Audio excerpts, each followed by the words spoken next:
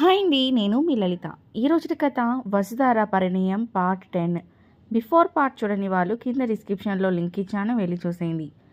ఈ కథను వినే ప్రతి ఒక్కరూ ప్లీజ్ సబ్స్క్రైబ్ చేయండి, లైక్ చేయండి, షేర్ చేయండి, కమెంట్ చేయండి. ఇక కథలోకి వెళ్ళిపోదాం. వివేక్ ఊరు బయట పాడుబట్ట గుట్ట మీద కూర్చుని బాగా తాగుతూ ఉన్నాడు. దాస్, అన్నా, నేను నీకు నిన్ననే చెప్పాను ఆ డాక్టర్ బాబు వసుధార కలిసి తిరుగుతున్నారు అని. కానీ నువ్వే వినలా. ఈరోజు చూశావుగా గుడి వెనక వాళ్ళు చేస్తుంది. ఇంకా ఇద్దరు కూడా ఒకరిని ఒకరు ఎంతలా చూసుకుంటున్నారో. వారిద్దరూ ఒకరిని ఒకరు ఇష్టపడుతున్నారు అనుకుంటా అన్నా. వివేక్ తాగుతున్న బాటిల్ని కిందికి విసురుకొడుతూ దాస్ అంటూ తన మీదకు వెళ్ళి తన గొంతు పట్టుకొని గట్టిగా నొక్కుతూ ఉంటే దాస్ ఊపిరి తీసుకోవడానికి అవస్థపడుతూ అన్న వదిలే అన్న అంటూ ఉంటే దాస్ని దూరంగా విసిరి కొడతాడు. వాడు దగ్గుతూ ఊపిరి తీసుకుంటూ ఉంటే ఆ వసుధార ఎప్పటికీ కూడా నాకే సొంతం. అలా కాకపోతే అది ఈ చేతుల్లో చస్తుందే కానీ ఇంకొకటి సొంతం కాదు. ఇన్ని రోజులు ఎప్పటికైనా నాకు దక్కుతుంది అనుకున్నా కానీ దాని మనసులో ఇంకొకడు ఉన్నాడు అంటే వాడిని ఈ భూమి మీద లేకుండా చేసేస్తాను. నక్షత్ర, వస్తారా? అసలు ఎవరివే నువ్వు? ఎందుకు అశ్రిత్ నీ వెనక అంతలా పడుతున్నాడు? ఏముందని నీలో అలా వెనక తిరుగుతున్నాడు? ఎప్పుడు పల్లెటూరి దానిలాగా చీర కట్టుకొని ఉంటావు. అది చూసి నీ వెంట పడుతున్నాడా? చిన్నప్పటి నుంచి కూడా నేను ఎంత క్లోజ్గా ఉన్నా నన్ను ఫ్రెండ్గానే చూశాడు, కానీ నిన్న కాక మొన్న చూశాడు. అలాంటిది అప్పుడే వాటేసుకుని రంగులు పూసుకునేదాకా వెళ్ళారు. నేను అశ్రిత్ అప్పుడే వెళ్ళిపోయాడు అని విజయ్ అన్నప్పుడే నాకు అనుమానం వచ్చింది. నీ దగ్గరికే వచ్చి ఉంటాడు అని. నేను అనుకున్నట్టే నీతోనే ఉన్నాడు. ఇది కూడా దొరికిందే ఛాన్స్ అని అశ్రిత్తో క్లోజ్గా మూవ్ అవుతుంది. ఇంకా సైలెంట్గా ఉండి లాభం లేదు. ఇన్నాళ్ళు ఎప్పటికైనా అశ్రిత్ నాకే సొంతం అనుకున్నా, కానీ ఇప్పుడు నా ప్రేమ విషయం చెప్పినా ఒప్పుకుంటాడు అన్న నమ్మకం లేదు. వెంటనే డాడ్తో మాట్లాడి పేరెంట్స్ వైపు నుంచి అడిగించాలి. ఆంటీ కనుక ఒప్పుకుంటే అశ్రిత్ చచ్చినట్టు పెళ్ళికి ఒప్పుకుంటాడు. అంటే అశ్రిత్ తన మనసులో మాట ఆంటీకి చెప్పకముందే నేను నా విషయం మాట్లాడించాలి. అలాగే ఇక్కడ ఉన్నన్నాళ్ళు ఇద్దరినీ కలవకుండా చూడాలి. నేను ఎంత ట్రై చేసినా కూడా వాళ్ళు కలుస్తూనే ఉన్నారు. ఎలా వాళ్ళను ఆపాలి? ఇద్దరు కూడా కలర్స్ రాసుకుంటూ రొమాన్స్ చేసుకుంటూ చాలా అడ్వాన్స్ అవుతున్నారు. వాళ్ళను అలా చూడలేక వచ్చేశాను. ఇంకా వాళ్ళు అక్కడ ఏం చేస్తున్నారో ఏంటో అంటూ మళ్ళీ గుడి దగ్గరికి వెళ్తుంది. అశ్రిత్ వస్తారా తనను భావాన్ని పిలిచిందే పదే పదే కళ్ళ ముందు మెదులుతుంటే మనసంతా కూడా గాల్లో ఎగిరిపోయినా కూడా ధార తనకు దూరంగా వెళ్ళిపోతుంటే వసుధార వైపు చూస్తూ, బుజ్జి, నువ్వు బావా అని నన్ను పిలిచావంటే నిజం తెలిసి పిలిచావా, నిజం తెలియాలని పిలిచావా? నిన్నటి నుంచి నీలో చాలా మార్పులు వచ్చాయి బుజ్జి. అదేంటో ఎందుకో నాకు తెలీదు, కానీ నీకు మాత్రం ఏదో తెలుసు అనిపిస్తుంది అంటూ వసుధారను వెతుకుతూ గుళ్ళో ఉన్న వసుధార చెయ్యి పట్టుకొని పక్కకు తీసుకెళ్ళి, ధార, నన్ను బావా అని ఎందుకు పిలిచావు? వసుధార, చెప్పాగా మీ అమ్మగారిని అత్తయ్య అన్నాను కదా, అత్త కొడుకు బావవుతాడని సరదాకి పిలిచాను. వద్దు అంటే ఇంక పిలవన్లే అని బొంగుమూతి పెడుతుంటే అశ్రిత్, ఓయ్, నేను అలా అన్నానా? జస్ట్ ఎందుకు పిలిచావు అన్నాను అంతే. సరే కానీ ఈరోజు ఏంటి ధారా, నాకు మ్యాచ్ అయ్యేలా డ్రెస్ అయ్యావు? వసుధార, అంత లేదు, నేను పొద్దున్నే రెడీ అయ్యాను, కానీ మీరే తర్వాత రెడీ అయ్యారు అంటే. అశ్రిత్, నేను నిన్ను చూసి కావాలి అని పనిమల వైట్ డ్రెస్ వేసుకున్నా అనుకున్నావా?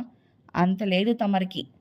వసుధార, ఎంతుందో చూస్తే మీకే తెలుస్తుంది అంటూ కళ్ళు కిందికి దించుతూ ఉంటే అశ్రిత్ అటువైపు చూసి, ఓ సారీ, చూసుకోకుండా చెయ్యి వేశాను అంటూ ధారా నడుంపై చెయ్యి తీస్తుంటే, ఇప్పుడు ఏం అర్థమైందని ధార నవ్వుతుంది.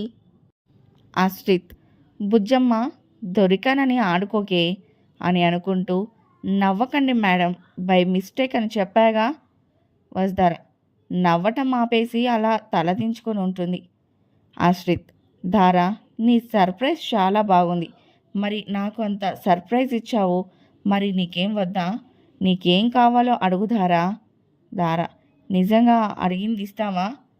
ఆశ్రిత్ నువ్వు అడుగు, నా ప్రాణమైనా ఇస్తాను అని అంటుంటే తన నోరు ధారా చేతితో మూసేస్తూ ఇంకెప్పుడు అలా అనకు అని కోపంగా అంటుంది. ఆశ్రిత్ తన చెయ్యి తీసేసి నవ్వుతూ సరే ఇంకా అననులే కానీ నీకేం కావాలో ఇప్పుడన్నా చెప్పు దారా. ధార మీరు ఈ క్యాంప్ అయిపోతే ఇక్కడి నుంచి వెళ్ళిపోతారా బాబు? అప్పుడే నక్షత్ర ఆశ్రిత్ వాళ్ళని వెతుకుతూ ధార ఆశ్రిత్ని వెళ్ళిపోతారా అని అంటున్నప్పుడు వచ్చి నక్కి నక్కి వాళ్ళని చూస్తూ వాళ్ళ మాటలు వింటుంది. ఆశ్రిత్ ఇంతలా బాధపడుతూ అడుగుతుంది ఏంటి బుజ్జమ్మ? తన మాటల్లో ఇంత ప్రేమ నిజంగానే కనిపిస్తుందా, లేదంటే నాకే అలా అనిపిస్తుందా అని అనుకుంటుంటే ధార సమాధానం చెప్పరా బాబు? ఆశ్రిత్ దారా టు బి ఫ్యాక్ట్ నాకైతే అసలు ఈ ఊరిని నిన్ను అసలు వదిలి వెళ్ళాలి అని లేదు, కానీ నేను ఎప్పుడు ఇక్కడే ఉండలేనుగా, ఇక్కడ క్యాంప్ అయిపోగానే వెళ్ళిపోవాలిగా. ధార అంటే వెళ్ళిపోతారా అంటూ ఉంటే తన కంటి కొసల నుంచి సన్నగా నీరు కారుతుంటే ఆశ్రిత్ తన కన్నీళ్లు తుడుస్తూ ఏంటి ధార బాధపడుతున్నావా? సరే నేను ఎక్కడికి వెళ్ళను, నేను అనుకున్నది అయ్యేంత వరకు ఇక్కడే ఉంటాను, ఆ తర్వాత కూడా ఎప్పటికీ ఇంకా ఇక్కడే ఉంటాగా, సరేనా? ధార నిజంగా? ఆశ్రిత్ నిజంగా, నిజం. ధార అయితే మీరు ఇక్కడ ఎందుకు హాస్పిటల్ పెట్టకూడదు? ఆశ్రిత్ పెట్టచ్చు, కానీ దానికి అందరూ ఒప్పుకోవాలి అంతే, చాలా ప్రాసెస్ కదా. ధార మీరు ఒప్పుకుంటాను అంటే అవన్నీ నేను చూసుకుంటాను, పెద్దయితో నేను మాట్లాడతాను. ఆశ్రిత్ అయితే అన్నీ నువ్వే చూసుకుంటున్నావు అన్నమాట. ధార అన్నీ నేనే కాదు బాబు, కొన్ని నువ్వు చూసుకోవాలి. ఆశ్రిత్ రోజు చూస్తూనే ఉన్నా కానీ తనకే తెలియం లేదు. ధార ఏంటి? ఆశ్రిత్ ఏం లేదులే, అదేంటో చెప్పు, నేను ఏం చేయాలో చేసేస్తా. ధార ఎందుకు ఏమిటి అని అడగకుండా నాకు ఒక పని చేసి పెట్టాలి. ఆశ్రిత్ ఏం చేయాలి? ధార నీకు ఆ కోటలో అన్ని దారులు తెలుసు, ఎలా తెలుసు అనేది నాకు అనవసరం, బట్ కానీ నువ్వు నన్ను అక్కడ ఒక రూమ్ చూపిస్తాను, నన్ను ఆ రూమ్లోకి తీసుకెళ్ళాలి. ఆశ్రిత్ అదేంటి నేను తీసుకెళ్ళటం, నువ్వే వెళ్ళొచ్చుగా. ధార మరదే నేను వెళ్ళేదే అయితే నిన్నెందుకు అడుగుతా, అయినా నిన్ను క్వశ్చన్ చేయొద్దు అన్నానా, నేను చెప్పింది చేస్తావా చేయవా? ఆశ్రిత్ ఓ అంత కోపం ఎందుకు ధార, ముక్కు మీదే ఉంటుంది కోపం, సర్లే ఎప్పుడు తీసుకెళ్ళాలి? ధార ఈరోజు రాత్రికే, నేను గార్డెన్లో వెయిట్ చేస్తూ ఉంటాను నీకోసం, నువ్వు వస్తే మనం వెళ్దాం. ఆశ్రిత్ ఓకే ధారా అని అలా ఇద్దరు మాట్లాడుకుంటూ అక్కడి నుంచి వెళ్ళిపోతారు. అప్పటి వరకు వాళ్ళ మాటలు వింటూ ఇదేం చేస్తుందో తెలుసుకొని దాన్ని వాళ్లకు పట్టిస్తే దాన్ని ఇక్కడి నుంచి పంపించేస్తారు. అప్పుడు ఇంకా ఆశ్రిత్ని వాడే అనుకుంటూ వెళ్ళిపోతుంది. ధార మామయ్య మీరు గుడికి రాకుండా ఏం చేస్తున్నారు ఇక్కడే? రఘునాథ్ వచ్చి మాత్రం నేను చేసేదేముంది, అక్కడికి వస్తే మాసిపోయిన గతం జ్ఞాపకమై బాధపడుతుంది, అందుకే రాకుండా ఇక్కడే ఉన్నాను. ధార మామయ్య ఈ రోజున మన ఇల్లు ఎంత హడావిడిగా ఉండేది, కానీ ఇప్పుడు చూడండి మామయ్య, ఒక్క అనుమానం ఆలయం లాంటి ఇంటిని పాడుబడినట్టు చేసేసింది. విన్నది చూసింది నిజము అని నమ్మావే కానీ ఒక్కసారి కూడా అది నిజమా కాదా అని ఆలోచించలేకపోయావు. దాని ఫలితం ఇన్నేళ్ళు ఎవరికి ఎవరం కాకుండా ఉన్నాం, కానీ ఇకపై అలా కాకుండా చూస్తాను అని అనుకుంటూ మామయ్య అవన్నీ మర్చిపోండి, నేను మీతో ఒక విషయం అడగాలి అని వచ్చాను. రఘునాథ్ నాతోనా? నన్నేం అడగాలమ్మా, ఏదైనా సరే అభ్యంతరంగా అడుగు. వస్తార అది మామయ్య. కల్పన వామ్మో ఇది ఆయన్ని ఏదో అడగబోతుందని మొదటి నుంచి వాళ్ళ మాటలు వింటున్న కల్పన వెంటనే తిలోత్తమ్మ దగ్గరికి వెళ్ళి వస్తార గురించి చెప్తుంది. తిలోత్తమ కల్పన చెప్పిన మాటలు విని ఇదేం అడగాలి అనుకుంటుంది, తెలుసుకోవాలి అని అనుకుంటూ అక్కడికి వచ్చి చాటుగా వింటుంది. రఘునాథ్ చెప్పు వస్తారా, నా దగ్గర నీకెందుకు భయం? ధార మావయ్య మన ఊరిలో ఒక హాస్పిటల్ ఉంటే బాగుంటుంది కదా, ఇప్పుడు ఉన్న డాక్టర్లు వాళ్ళ పని అయిపోయాక వెళ్ళిపోతారు, అదే మనకు ఇక్కడ ఒక హాస్పిటల్ ఉంటే మనకు ఎలాంటి ఇబ్బంది ఉండదు కదా, ఆ విషయమే మాట్లాడదామని వచ్చాను మామయ్య. తిలోత్తమ: వామ్మో, నేను ఏదైతే జరగకూడదు అనుకున్నానో అదే జరిగేలా ఉంది అని చూస్తూ ఉంటుంది. రఘునాథ్: నీకు ఇప్పుడు వచ్చిన ఈ ఆలోచన మాకు ఎప్పుడో వచ్చింది. ఇంకా అది నా కల. కానీ నా కల కలగానే మిగిలిపోయింది. అది ఎప్పటికీ నెరవేరదు. ధార: కానీ మీ కల నెరవేరే సమయం వచ్చింది మావయ్య. మన ఊరు వచ్చిన డాక్టర్ బాబు ఇక్కడ హాస్పిటల్ పెట్టడానికి మనకు సహాయం చేస్తా అన్నాడు. ఇక్కడ హాస్పిటల్ కోసం మనం భూమిని చూపిస్తే డాక్టర్ బాబే అన్నీ చూసుకుంటా అన్నాడు. రఘునాథ్: వసుధర చెప్పిన మాటలు వింటూ, నీ ఆలోచన బాగానే ఉంది. ఆ అబ్బాయి సహాయం చేస్తా అన్నాడు అంటే మంచిదే. ఇంకా భూమి అంటే ఇంతకు ముందే హాస్పిటల్ కోసం అని ఉంచిన ఆ జాగాలోనే హాస్పిటల్ ఏర్పాటు చేయొచ్చు. ఒకసారి ఆ అబ్బాయిని రమ్మని చెప్పు, నేను అతనితో మాట్లాడతాను. తిలోత్తమ: రఘునాథ్ కూడా సరే అనటంతో తిలోత్తమ షాక్ అవుతూ, నేను ఇంకా చూస్తూ ఊరుకుంటే నేను అనుకున్నది జరగకపోగా అంత తలకిందు అవుతుంది. నాది అనుకున్నది నాకు దక్కకుండా పోతుంది. ఇక ఈ విషయాన్ని ఇక్కడితోనే ఆపేయాలి అంటే నేను ఆ ఆఖరి అస్త్రాన్ని వాడేయాలి. లేదంటే ఆ స్థలం నా చేజారిపోవటంతో పాటు నేను అనుకున్నది కాకుండా పోతుంది అనుకుంటూ మాట్లాడుతున్న రఘునాథ్ మాటలకు అడ్డు వస్తూ, బావగారు ఏంటి మీరు అనేది? హాస్పిటల్కి ఆ ల్యాండ్ ఇవ్వాలి అనుకుంటున్నారా? రఘునాథ్: తిలోత్తమ, ఇప్పుడే వసుధార చెప్తుంది. ఆ డాక్టర్ ఇక్కడ హాస్పిటల్కి సాయం చేస్తా అన్నాడు అంట. మనకు దానికన్నా ఇంకేం కావాలి? అందుకే ఇప్పుడే ఆ అబ్బాయితో మాట్లాడి హాస్పిటల్ పనులు మొదలు పెడతాను. తిలోత్తమ: కానీ బావగారు, మీరు అనుకున్నది జరగదు. వసుధార: ఎందుకు జరగదు అమ్మగారు? అయినా అందులో కాకపోవడానికి ఏముంది? తిలోత్తమ: నువ్వు పని మనిషిగా వచ్చావు, అలానే ఉండటం నీకు మంచిది. వసుధార అని తన వైపు చూసి కోపంగా అంటూ మళ్ళీ రఘునాథ్ వైపు తిరిగి, అంటే బావగారు, తను ఏం చదువుకోలేదు, పెద్దవాళ్ళ వ్యవహారం ఏం తెలీదు. అలాంటిది ఏం తెలియకుండా ఇలా ఎలా పడితే అలా మాట్లాడితే కుదరదు కదా. రఘునాథ్: ఇంతకీ ఎందుకు కుదరదు తిలోత్తమ? తిలోత్తమ: బావగారు, నేను మీ కోరిక తీర్చాలని ఎప్పుడూ అనుకొని హాస్పిటల్ మొదలు పెట్టాలి అని అనుకుంటే కోర్టు నుంచి నాకు దావా పంపారు బావగారు, ఆ స్థలంలో హాస్పిటల్ పెట్టకూడదు అని. రఘునాథ్: ఏం మాట్లాడుతున్నావు తిలోత్తమ? అది మాది. మా ల్యాండ్ మీద కోర్టు కేసు వేసే ధైర్యం ఎవరికి ఉంది? తిలోత్తమ: ఉంది బావగారు, అది మీదే, కానీ ఇప్పుడు మీది కాదు. అంటే అది మీ పేరు మీద లేదు. కొన్నేళ్ల క్రితమే ఆ ల్యాండ్ని మీ అబ్బాయి రామా పేరు మీద, అలానే మీ చెల్లెలి కూతురు బుజ్జమ్మ పేరు మీద రాశారు. వాటిని అడ్డు పెట్టుకొని వాళ్ళు కేసు వేశారు. అందుకే ఆ పని నేను మధ్యలోనే ఆపేశాను. ఇదంతా కూడా చేసింది జానకి అక్క, అలానే మీ చెల్లెలి భర్త. ఇద్దరూ కలిసి కేసు వేశారు. ఇప్పుడు మళ్ళీ అంటే వాళ్ళు మళ్ళీ కేసు వేస్తారు. అందుకే నేను ఆ పని జరగదు అంటున్నా. వాళ్ళు ఆ రోజే నాతో అన్నారు బావగారు, వాళ్ళని ఆ ఊరి నుంచి పంపించినందుకు మీకు ఇష్టమైన హాస్పిటల్ను ఎప్పటికీ ఈ ఊరికి రాకుండా చేస్తా అన్నారు.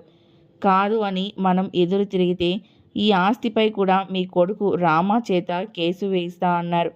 మీరు వాళ్ళు చేసిన మోసానికి అలా ఉంటే మీకు ఈ విషయాలు చెప్పటం ఇష్టం లేక ఇన్నాళ్ళు చెప్పలేదు. కానీ ఇప్పుడు తప్పటం లేదు. మన దగ్గర ఆస్తి పత్రాలు ఉంటే ఏమన్నా చేసేవాళ్ళం, కానీ అవి కూడా లేవుగా అని ఓ పాచిక వేస్తుంది. వసుధర: తిలోత్తమ చెప్పిన మాటలు వింటూ, మా నాన్న అత్త మీద నిందలు వేయటమే కాకుండా ఇప్పుడు అబద్ధాలు కూడా చెప్తున్నావా? ఇంకా ఎన్ని రోజులులే తిలోత్తమ, రేపటితో నీ ఆట కట్టిస్తాను. నువ్వన్న ఆ ఆస్తితోనే నిన్ను అనగతొక్కుతాను, చూస్తూ ఉండు. రఘునాథ్: ఆ దరిద్రానికి ఇంకా బుద్ధి రాలేదా? దాని గురించి ఆలోచించటమే నాకు ఇష్టం లేదు. ఇప్పుడు మళ్ళీ దాని జ్ఞాపకాలు నాకు వద్దు. నా కళ తీరకపోయినా పర్లేదు, కానీ అది మాత్రం నా కంట పడకూడదు అంటూ అక్కడి నుంచి వెళ్ళిపోతాడు. తిలోత్తమ. రఘునాథ్ గారు వెళ్ళిపోగానే వసుధార వైపు చూసి, హేయ్, నిన్ను ఈ ఇంట్లో ఉంచింది ఇంటి పనులు చేయడానికి, అంతేకాని ఉచిత సలహాలు ఇవ్వడానికి కాదు. ఇంకోసారి ఇలాంటి పనులు చేస్తే చూస్తూ ఊరుకోను, పో లోపలికి అని కసిరి వెళ్ళిపోతుంది. వసుధార: అబ్బాచా, నీ గురించి తెలియని వాళ్ళకి చెప్పత్తా అంటూ లోపలికి వెళ్ళి తన పని చూసుకుంటూ ఉంటుంది. రఘునాథ్ గారికి భోజనం తీసుకొని వెళ్తున్న దార చెయ్యి గట్టిగా పట్టుకోవటంతో నా చెయ్యి ఎందుకు పట్టుకున్నావు వదులు అని కోపంగా అంటుంది. వివేక్, హాహా, నేను చెయ్యి పట్టుకుంటేనే అంత చిరాకు పడుతున్నావు, మరి వాడు నీ వల్లంతా తడిమేసినా కూడా నీకేం కాలేదా? వాడు డాక్టర్ అని వాడికి పడిపోయావా అంటూ ఇంకా గట్టిగా పట్టుకుంటుంటే ధార చెయ్యి నొప్పికి తట్టుకోలేక ప్లేట్ కిందికి వదిలేస్తూ చెయ్యి విడిపించుకోవాలి అని గింజుకుంటూ ఉంటుంది. వివేక్, పూర్తి మత్తులో ఉన్న తన విశిక్షణను సైతం వదిలేస్తూ ఏంటే పోనీలే అని ఊరుకుంటే అంత పోసు కొడుతున్నావు? వాడితో అంతలా రాసుకు పూసుకు తిరిగినప్పుడు లేదా ఇప్పుడు మగాడి స్వచ్ఛ కూడా తెలియనట్టు అంటూ తన దగ్గరగా వస్తుంటే ధార తనని ఎలా అడ్డుకోవాలో తెలియక పక్కనే ఉన్న ఫ్లవర్ వాస్ తీసుకొని తలపై కొట్టేసరికి వివేక్ పెద్దగా అరవటంతో అందరూ అక్కడికి వచ్చి తలపై చెయ్యి పెట్టుకున్న వివేక్ని ఫ్లవర్ వాస్ పట్టుకున్న ధారాని చూసి ముందుగా తిలోత్తమ బాబు అంటూ దగ్గరగా వచ్చి వివేక్ని పట్టుకొని, హే వసు, నా కొడుకుని ఎందుకు కొట్టావు? ఎంత ధైర్యమే నీకు, నా కొడుకునే కొడతావా? ధార, అంతే కోపంగా నీ కొడుకుని కొట్టడం కాదు, చంపినా తప్పులేదు. అడ్డు ఆపు లేకుండా తప్పు తాగి ఆడపిల్ల చేతులు పట్టుకుంటే ఏం చేయాలి? కల్పన, మా అన్న నీ చెయ్యి పట్టుకున్నాడు అంటే నేను నమ్మాలా? నువ్వే కావాలని మా అన్న చుట్టూ తిరుగుతూ ఉంటావు. ఇప్పుడు కొట్టి మళ్ళీ మా అన్నయ్య మీద చెప్తావా సిగ్గు లేకుండా? ధార, అట్టే వాగితే ఈసారి నీకు కూడా అదే అవుతుంది. తిలోత్తమ, వసు, ఏంటే నా కొడుకుని కొట్టిందే కాకుండా నా కూతుర్నే మాటలు పేరుతున్నావు? ధార, మరి మీ అమ్మాయి అనే మాటలు కూడా అలానే ఉన్నాయి అమ్మగారు. తను ఒక ఆడపిల్ల అనే నిజాన్ని మర్చిపోయి సాటి ఆడపిల్లని అన్నన్ని మాటలు అంటుంటే చూస్తూ ఉండాలా? నేను మీ ఇంట్లో పనికి వచ్చా అని పనిమాలిన దాన్ని అనుకుంటున్నారా? నేను చేయని తప్పుకు నన్ను ఏమన్నా కూడా నేను పడుండాలా? మీ కూతురు అన్న మాట నేను తిరిగి మళ్ళీ మీ కూతుర్ని అంటే ఎలా ఉంటుంది? తిలోత్తమ, వసు, హద్దు మీరుతున్నావు. ధార, అంటే అన్నమాట అంటేనే మీకు అంత కోపం వచ్చింది, మరి మీ కూతురు నన్ను అంటే నేను ఏం అనకూడదా? ఇదెక్కడి న్యాయం? అందరికీ న్యాయం చెప్పే మీరే అన్యాయం మాట్లాడుతున్నారా? రచ్చబండ మీద కూర్చొని చెప్పటం కాదు, రచ్చ చేస్తున్న మీ కొడుకు కూతుర్ని ఆపుకోండి. తాగొచ్చి ఇలా పట్టుకుంటే ఈసారి కొట్టడం కాదు, చంపుతా. తిలోత్తమ, ఏంటే ఊరుకుంటుంటే పెట్టరేగిపోతున్నావు? బావగారు బాగా చూసుకుంటున్నారని రెచ్చిపోతున్నావా? అసలు ఇన్నాళ్ళు నిన్ను ఇక్కడే ఉంచి మేం చేసిందే తప్పు. ఇలానే ఉంటే నా కొడుకు మీద నిందలు వేసిన దానివి రేపు ఏమైనా చేస్తావు. ముందు నువ్వు ఈ క్షణమే ఇంట్లో నుంచి బయటకు పద అంటూ ధార చెయ్యి పట్టుకుని బయటకు లాక్కెళ్తుంటే అందరూ అంతే చూస్తూ ఉన్నారు.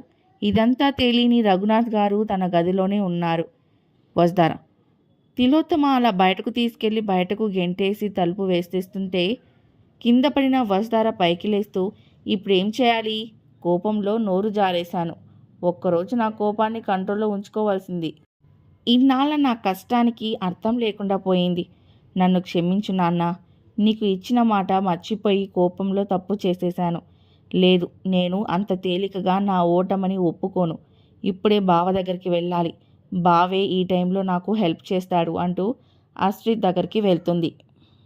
ఆశ్రిత్ గుడి నుంచి ఇంటికి వచ్చిన ఆశ్రిత్ దారా గురించి ఆలోచిస్తున్నాడు. బుజ్జి ఎందుకు అంతలా పట్టుపట్టి మరీ తనని ఆ గదిలోకి తీసుకెళ్ళమని అడుగుతుంది? ఏం చేయాలనుకుంటుంది? ఏం చేసినా బుజ్జమ్మ అంతా మంచే చేస్తుంది. చూద్దాం తాను ఏం చేస్తుందో. అయినా బుజ్జి, ఈరోజు ఎంత అందంగా పిలిచావే బావా అని. నీతో అలా పిలిపించుకుంటుంటే ఎంత బాగుంది అని దార తనని బావా అని పిలవటం గుర్తుకు వస్తుంటే తనలో తనే చిన్నగా నవ్వుతున్నాడు.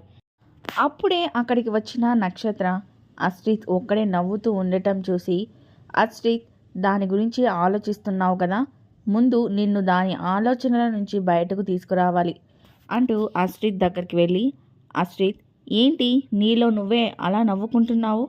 అంత పెద్ద అయితే మాకు చెప్తే మేము కూడా నవ్వుతాంగా. ఆశ్రిత్, ఏం లేదు నక్షత్ర, ఏదో గుర్తుకు వచ్చిందిలే. అయినా నువ్వేంటి అప్పుడే వచ్చేసావు? మన వాళ్ళంతా ఊరు చూస్తూ ఉన్నారుగా, నువ్వు వెళ్ళి చూడొచ్చుగా. నక్షత్ర, నువ్వు కూడా ఒక్కడివి ఇక్కడే ఉండి ఏం చేస్తావు? ఆశ్రిత్, నాతో పాటురా, ఇద్దరం కలిసి చూద్దాం. ఆశ్రిత్, నేను ఇప్పుడు కొత్తగా చూసేది ఏముంది నక్షత్ర, నువ్వు వెళ్ళి చూడు. నక్షత్ర: అదేంటి నువ్వు మాతో పాటేగా వచ్చింది, ఎప్పుడో ఆల్రెడీ చూసినట్టు అంటున్నావు. ఆశ్రిత్: అదేం లేదులే, నాకు ఇంట్రెస్ట్ లేదు, నువ్వు వెళ్ళు. నక్షత్ర: నువ్వు ఈ ఊరు వచ్చాక చాలా మారిపోయావు ఆశ్రిత్. అంతకుముందు నాతో రోజు మాట్లాడేవాడివి, కానీ ఇక్కడికి వచ్చాక నేను నీతో మాట్లాడే టైం కూడా నువ్వు నాకు ఇవ్వట్లేదు, అంత బిజీ అయిపోయావు. ఆశ్రిత్: అలా ఎందుకు అనుకుంటావు నక్షత్ర, నువ్వు నాకు ఎప్పుడు ఫ్రెండ్, నీతో ఎందుకు మాట్లాడకుండా ఉంటాను చెప్పు. నక్షత్ర: థ్యాంక్స్ ఆశ్రిత్ అంటూ ఆశ్రిత్ని హగ్ చేసుకోపోతుంటే ఆశ్రిత్ దూరం జరుగుతూ నక్షత్ర అని అంటుంటే సారీ అంటూ అక్కడే ఆగిపోతుంది. అప్పుడు ఏడుస్తూ అక్కడికి వచ్చిన వసుధార డాక్టర్ బాబు అంటూ ఆశ్రిత్ దగ్గరికి పరిగెడుతూ వస్తుంటే ఆశ్రిత్ ధారని చూసి ఏంటి బుజ్జి ఇప్పటివరకు బాగానే ఉందిగా, ఇంతలా ఏడుస్తుంది, ఏమే ఉంటుంది అంటూ అక్కడి నుంచి ధార దగ్గరికి వస్తుంటే ధార ఆశ్రిత్ని కౌగిలించుకొని ఏడుస్తుంది. ఆశ్రిత్ ధార అలా ఏడవటం చూసి ఏ ధార ఎందుకు అలా ఏడుస్తున్నావు, ఏమైంది అంటూ తనని కన్సల్ట్ చేస్తుంటే నక్షత్ర: వా వా, నేను పట్టుకున్నా ఒప్పుకోడు, కానీ అది పట్టుకుంటే మాత్రం హాయిగా ఉన్నాడు అని పళ్ళు నూరుతూ వాళ్ళ దగ్గరికి వెళ్ళి హే ఏంటిది, ఏదో సొంత మొగుడిని పట్టుకున్నట్టు అలా పట్టుకున్నావు, వదులు ముందు అంటూ ఉంటే ఆశ్రిత్ సీరియస్గా నక్షత్ర will you stop this non sense, తను అంతలా ఏడుస్తుంటే ఓదార్చడం పోయి మళ్ళీ ఇష్టం వచ్చినట్టు మాట్లాడకు, ముందు నువ్వు ఇక్కడి నుంచి వెళ్ళు అని గట్టిగా అనటంతో తన అహం దెబ్బతిన్న నక్షత్ర అక్కడి నుంచి కిందికి వచ్చేస్తుంది. ఏడుస్తూ ఉన్న ధారని ఓదారుస్తూ ధార ఏమైంది, ఎందుకు ఇంతలా ఏడుస్తున్నావు. ధార అది అది అంటూ చెప్పలేక ఇంకా అలా ఏడుస్తూ ఉంటే ఆశ్రిత్ ఓయ్ నీకు ఏడవటం కూడా వచ్చా, అయినా ఏడుస్తున్నా కూడా చాలా ముద్దుగా ఉన్నావు, నువ్వు నవ్వటం కన్నా ఏడుస్తుంటేనే బాగున్నావు తెలుసా, రోజు ఇదే ట్రై చేయకూడదు.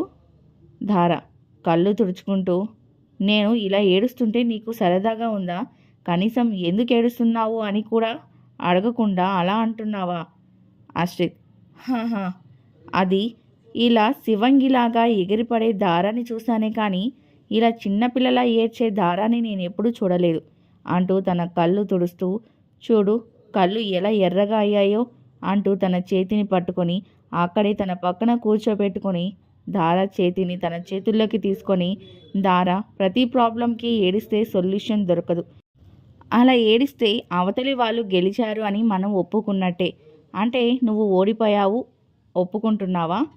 ధార లేదు అన్నట్టు తల అడ్డంగా ఊపుతుంటే ఆశ్రిత్ ప్రాబ్లం వస్తే దానికి సొల్యూషన్ వెతకాలి కానీ ఇలా ఏడుస్తూ ఉండకూడదు, ఇప్పుడు చెప్పు అసలేం జరిగింది. ధార అది ఆ తిలోత్తమ కొడుకు వివేక్ తాగొచ్చి నాతో మిస్బిహేవియర్ చేస్తూ కావాలని నా చెయ్యి పట్టుకున్నాడు, నేను కోపంతో వాడి తలపై ఫ్లవర్ వాజ్తో కొట్టేశాను, కానీ ఆ తర్వాత అంటూ వస్తార జరిగింది మొత్తం చెప్తూ ఉంటే ఆశ్రిత్ కోపంగా పైకి లేచి ముందుకు వెళ్తుంటే ధార అమ్మో బావ కోపంగా వెళ్తున్నాడు ఏంటి, ఇప్పుడు అక్కడికి వెళ్తే బావ ఎవరో అందరికీ తెలిసిపోతుంది అంటూ ఆశ్రిత్ దగ్గరికి పరిగెడుతూ వెళ్ళి తన చెయ్యి పట్టుకుని ఎక్కడికి వెళ్తున్నావు డాక్టర్ బాబు. ఆశ్రిత్ నా చెయ్యి వదులు ధార, వాడు అలా చేస్తే వాడు చేసింది తప్పు అని చెప్పకుండా నిన్నే తప్పు పట్టి బయటకు పంపుతారా, ఈరోజు వాళ్ళ పని చెప్తాను, ముందు వాడి నుంచి మొదలు పెడతాను. ధార అయ్యో నాకు కావాల్సింది వాళ్ళని నువ్వు కొడతాం కాదు, అదే అయితే వాడిని నేను కొట్టే వచ్చాను తెలుసా, ఎదవ దెబ్బకి పడిపోయాడు.